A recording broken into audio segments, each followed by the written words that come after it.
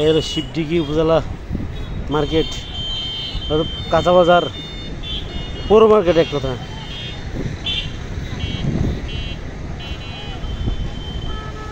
আর এই হলো মুক্তিযোদ্ধা কমপ্লেক্স 0 পয়েন্ট।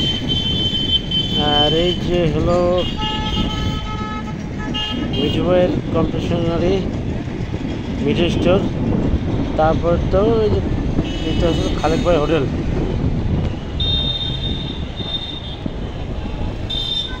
এই যে এই আর হলো আমাদের সরকারি বালিকা উচ্চ বিদ্যালয়,